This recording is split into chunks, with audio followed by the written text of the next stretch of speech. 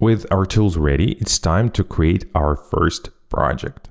On your computer, create a new folder wherever it's convenient for you.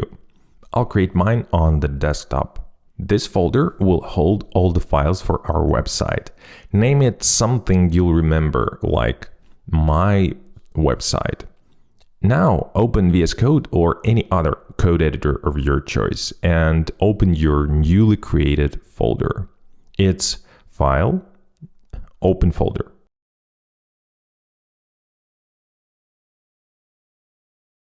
Now create a new file and name it index.html.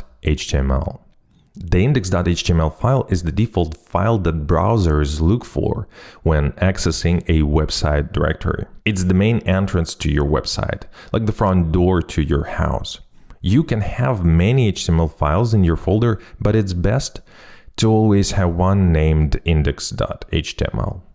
Inside index.html, type "when aliens invade," comma, space, less than, strong, greater than, only pizza, less than slash strong, greater than, can save us.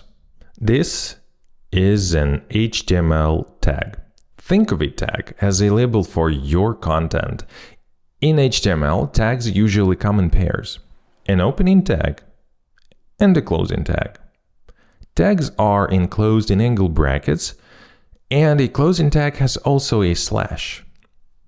An opening tag, content, and a closing tag together create an HTML element. In our example, the strong tag makes this text important or bold. It's used to emphasize text. It's like highlighting a word in a book with a bold marker. That's what strong does in HTML. This simple code is our first HTML document. Let's open it in the browser. There are multiple ways to do that. Let's use the simplest one. Click the right mouse button on the file in the sidebar in VS Code. Select Reveal in Finder for Mac or Reveal in File Explorer for Windows. Then click the right mouse button on the file, select Open with Chrome. And there it is, your first web page. Let me place the browser and VS Code side by side for more convenience. So, this is an opening strong tag. This is a closing strong tag. Together with the content in between, they create a strong HTML element. Let's say we want "only pizza can save us" to be on a separate line. For that, I'll add one more HTML element. I'll write BR here. The BR tag is a break, like hitting enter on your keyboard. It starts a new line. Oh, look at this, on a new line. Unlike the strong element, BR doesn't need a closing tag because it doesn't wrap around content. So, the strong tag bolds the text and BR moves some text to a new line. Congratulations, you've got your first HTML page. Now let's structure this page properly. Every HTML page follows a certain structure, like a blueprint.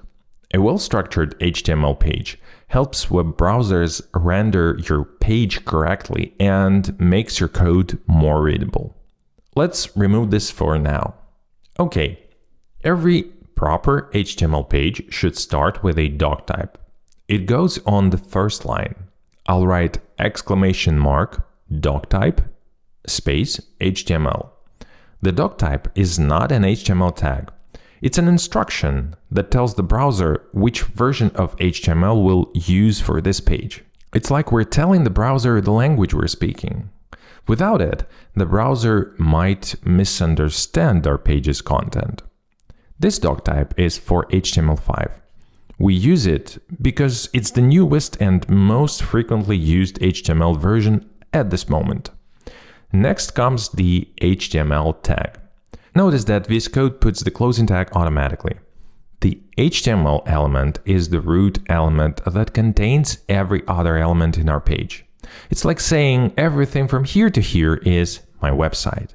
It's a good practice to add an attribute called lang to our opening HTML tag. This way, we specify the primary language of our page's content. For English, it's going to be N. Attributes are special words to customize or configure any HTML element. We always put attributes in the opening tag. Attributes are key value pairs where the key is the name of an attribute and the value, well, it's the actual value we put to configure this HTML element. Like in our case, we say that it's English. The syntax for adding an attribute is straightforward. You start with the attribute name, followed by an equals sign, and then the attribute value is in quotes. Quotes help the browser correctly interpret the attribute's value, especially when the value includes spaces. You can have many attributes in one HTML tag, and their order doesn't matter.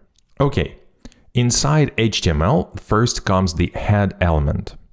Our web page visitors cannot see it. This element and its contents are for the browser and search engines. It has information about your website, like the page title, character set, and links to CSS or JavaScript files, and many more. Think of the head element as your page's brain that stores all the essential behind-the-scenes information. One of the things you normally do inside the head element is set the title of the page. I'll add an opening title tag, and VS Code autocompletes it with the closing tag. The content of our title is going to be aliens and pizza. This is what appears in the browser's title bar or tab. There you go. There is our title. The title is crucial for both users and search engines like Google to know what our page is about. The head tag isn't just for the title. It's a container for all your meta information, including links to style sheets and scripts, meta tags for SEO, and more. Those are a bit more advanced concepts, which I'll cover in later videos. Finally, we have the body element. This is where all the visible parts of your website will be. Text, images, videos that you want to show, place them here. If the head element is the brain, the body element is, well, the body of your web page. It displays all the content that users interact with. At this stage, if I refresh the page, it's empty. That's because we haven't put anything in the body. We've only prepared a proper page structure. Let me put our content back right inside the body element. Don't forget to save the file in VS Code. Great, it's back. Looks the same, right? But now our web page is structured correctly according to HTML5 standards. So, a proper HTML5 page has the doc type declaration where you specify the HTML version of your page. Use this for HTML5. Then you wrap all your HTML with the HTML element. It's the root element of your web page. Don't forget to set the language of your page with the lang attribute. Then you add the head and the body elements. The head contains your web page's metadata, like the title. The body stores the visible content of your page. This HTML5 page structure is a good foundation for your web pages to work well across different browsers and devices. If this video was helpful, subscribe to get more. Now check out this next video.